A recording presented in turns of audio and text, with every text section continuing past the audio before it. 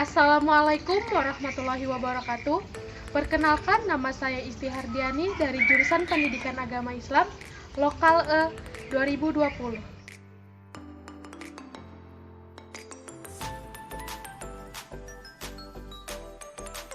Assalamualaikum warahmatullahi wabarakatuh. Di sini saya akan menyampaikan sedikit materi tentang dampak teknologi IPA terhadap sumber daya alam.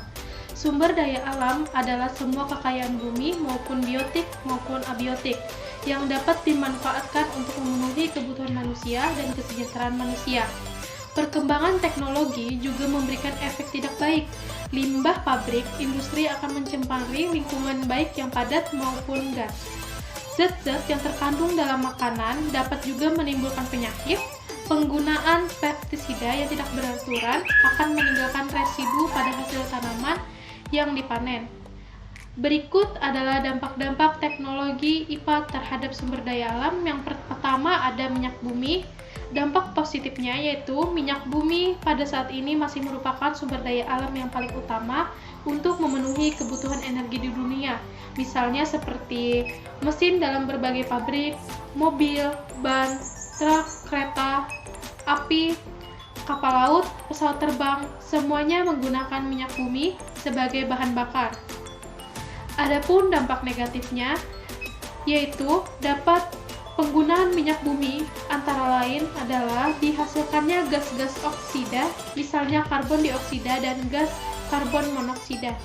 Yang kedua ada batu bara. Dampak positifnya yaitu batu bara merupakan salah satu sumber daya alam yang berguna memenuhi kebutuhan energi dunia selain minyak bumi. Dampak negatifnya yaitu adanya cacing tambang yang dapat membahayakan penggali. Keterbatasan oksigen pada lokasi penggalian juga membahayakan penggali sehingga akan menimbulkan sesak nafas.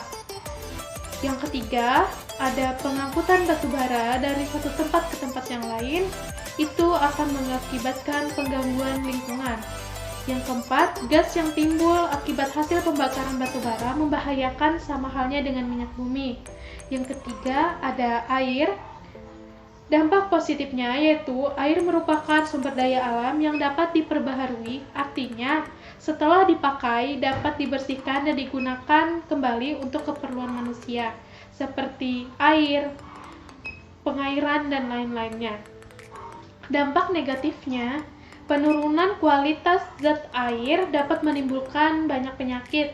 Apabila polusi air berasal dari zat kimia beracun, akan mengakibatkan penyakit yang serius dan membutuhkan waktu yang panjang untuk penyembuhannya. Yang keempat, itu ada hutan, hewan, dan ternak.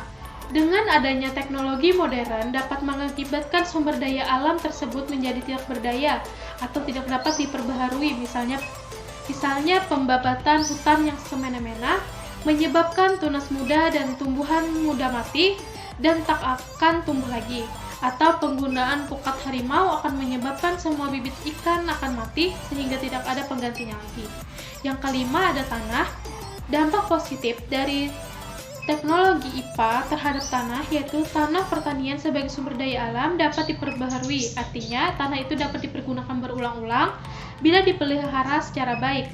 Misalnya kekurangan zat hara dapat ditambah dengan penumpukan dan sebagainya.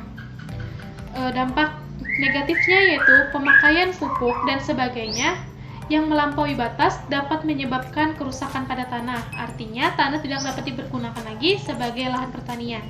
Yang keenam itu ada sumber zat radioaktif.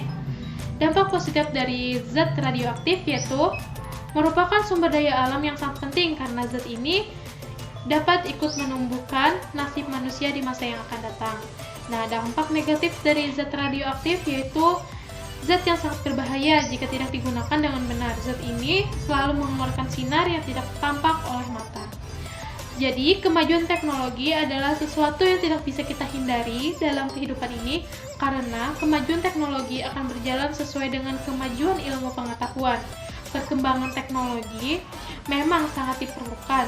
Setiap inovasi diciptakan untuk memberikan manfaat positif bagi kehidupan manusia, memberikan banyak kemudahan serta sebagai cara baru dalam melakukan aktivitas manusia.